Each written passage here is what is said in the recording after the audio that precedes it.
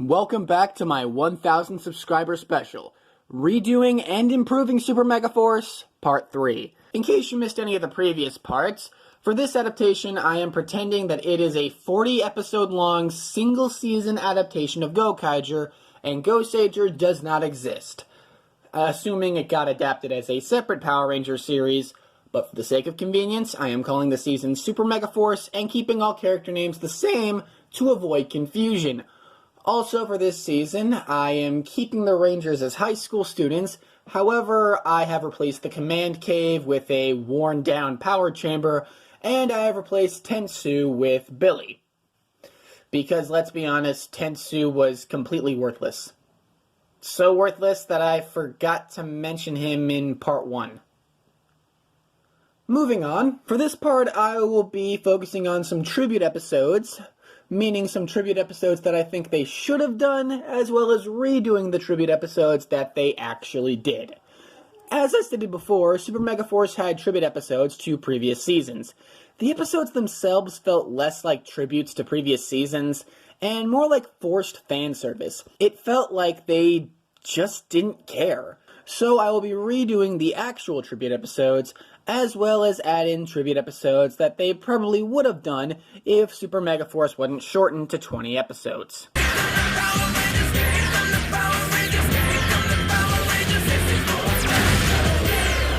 During the town fix-up, the Armada attacks again, but this time they send down two monsters to split up the Rangers.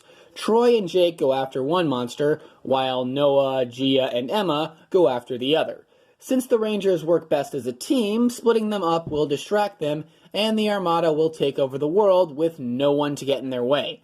With only two Rangers, Troy and Jake are having a hard time taking down the monster, until a giant flame shows up out of nowhere and takes out the monster. Troy and Jake turn around and see a figure dressed in a black cloak. Troy decides to chase after the figure, and Jake follows. "Hey, thanks for saving us. We would have been toast if it wasn't for you." The cloaked figure keeps on walking with his back turned. "No need to thank me. It's all in a day's work." "Who are you, anyway?" The cloaked figure responds, saying, "It doesn't matter who I am, but I do know who you are." The figure turns around, and it's Nick. "Gosei said he had a new team of Rangers. I didn't expect them to be so pathetic." "Pathetic? I'll show you." "Calm down, Jake." Troy turns to Nick. "How do you know Gosei?" "Gosei keeps in contact with every Ranger since the Legend War 20 years ago, in case the Armada were to ever return." "You're a Ranger?" "Before the Legend War, I was the Red Mystic Ranger, leader of the Mystic Force Power Rangers." As Nick turns back around, Jake interrupts. "You didn't answer my question. What do you mean when you said we were pathetic?" "You weren't able to fight off a monster without the rest of your team. A Ranger should be able to fight off any foe, regardless if the team is together or split up." "We're new to this Ranger stuff, alright? How does a Ranger fight a foe without the aid of others?"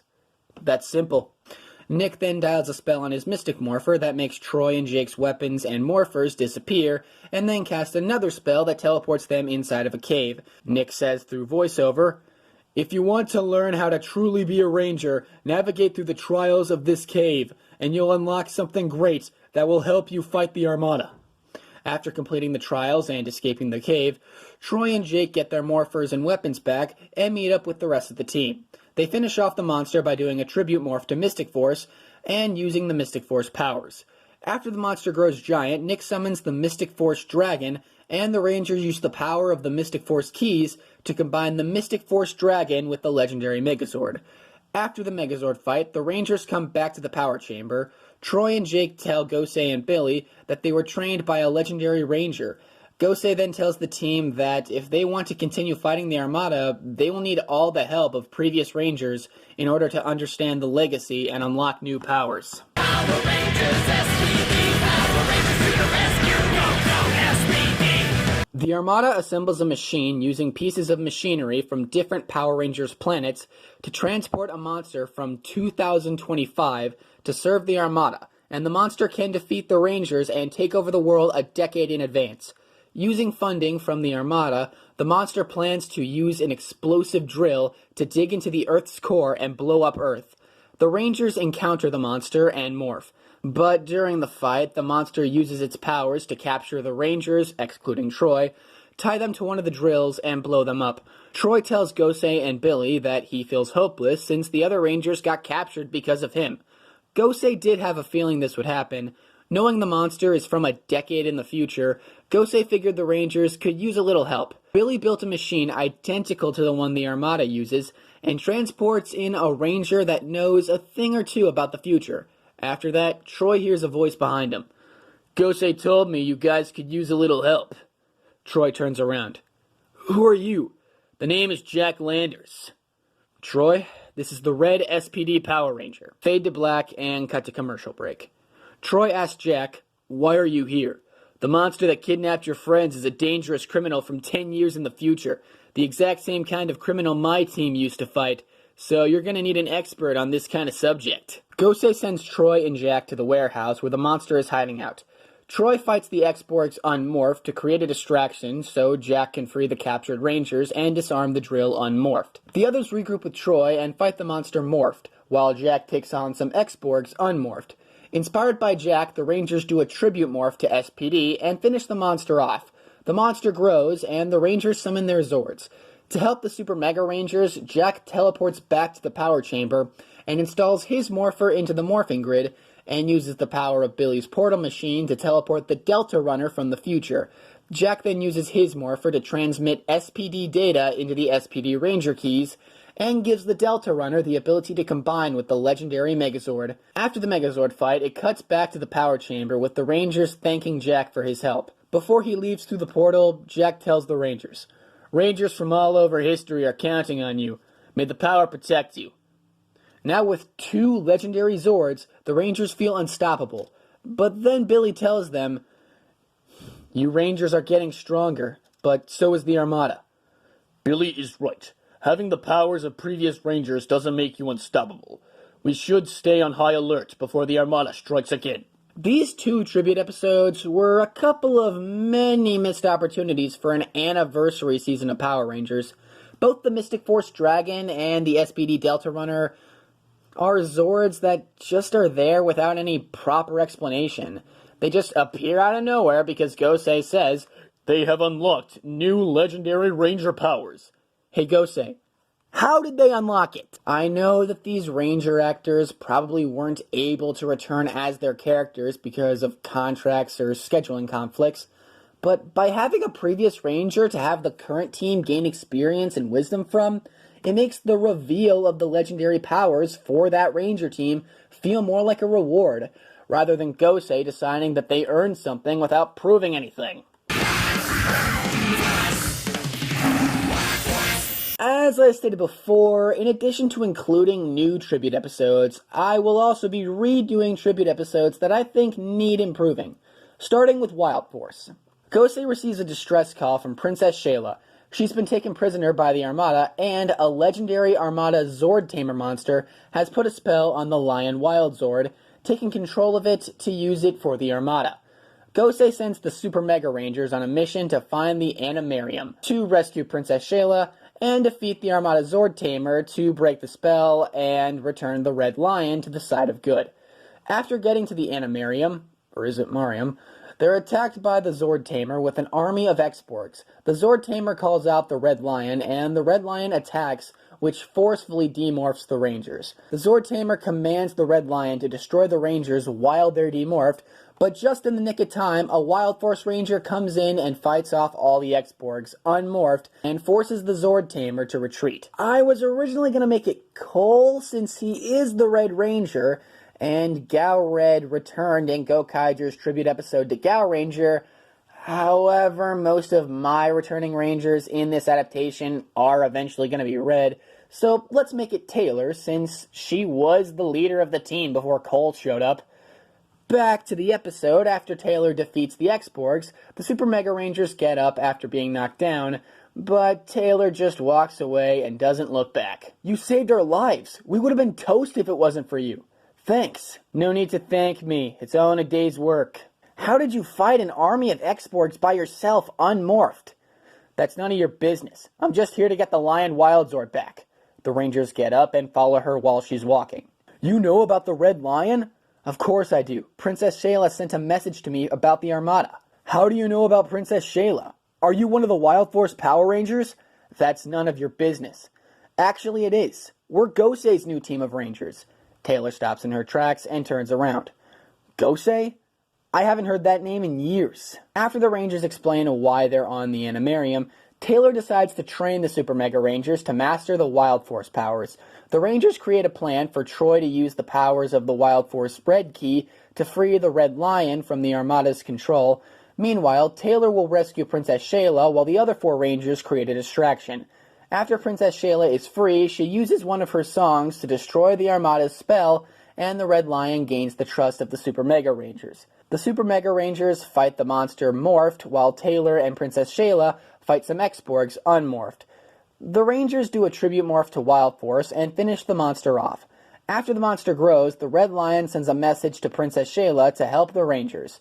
The Red Lion transfers the energy of the Wild Force Rangers to the Wild Force Keys. The Rangers use the key to give the Red Lion the ability to combine with the legendary Megazord. After the Megazord fight, Princess Shayla tells the Super Mega Rangers the Red Lion and the power of the Wild Force Rangers has got their back and will help them in their fight against the Armada.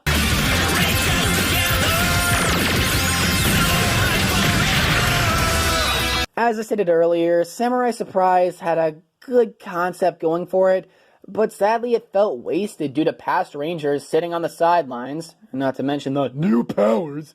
So, special thanks to Movie Critic for rewriting this episode. His idea was to combine 2 episodes of Gokaiger that focused on the Blue Ranger. Jake and Noah are in the power chamber trying to make more sabers, since they can't always rely on the other Rangers to swap with them if needed. And while doing this, Noah tells Jake that throughout the last couple of battles, he has noticeably been really clumsy with the swords, almost dropping them. Jake tells him that it is fine, even superheroes can make mistakes, but an alarm goes off as Troy calls them saying that the Armada has sent down 2 new monsters, Skitana and Megaforce, 2 swordsman monsters from Etonoi. The 2 mock Troy, Gia, and Emma for being teenagers when they are supposed to be the super threat that Prince Vakar keeps getting his ass handed to. Keep in mind, Movie Critic wrote this. I highly doubt they would let them use the dirty word for butt in a kid's show. I'm keeping that in the editing process, by the way. The team reunites with each other, and they morph while fighting the grunts. They charge at the 2 monsters, but surprisingly they get knocked back. Skitana decides to leave the Rangers up to Megaforce, since the Rangers are too easy to beat, and thinks that they can be killed, with just 1 monster instead of 2. The Rangers decide to use the Mighty Morphin powers, but they get defeated. Then they try the powers of the Alien Rangers, but not even ninjas can beat Megaforce. They finally decide to use the power of the Quasar Sabers going Lost Galaxy. Noah decides to take on Skitana when he is taking a break, waiting for his fellow swordsmen to finish off the Rangers. Skitana is impressed with Noah's quick thinking, and he hands Noah's butt to him. Before Skitana gives the killing blow, Troy jumps in front of him, taking the slash and demorphing him. The Rangers decide to retreat before they end up getting killed by the 2 swordsmen. Noah is now kicking himself for letting Troy get injured, and Noah decides to go out to the woods to train to become a better swordsman. He ends up injuring himself on the first attempt, and thinks that if he tried more, he would end up killing himself if he slips up. When he is about ready to give up, Lauren from Samurai shows up, having watched his attempt at becoming a better swordsman.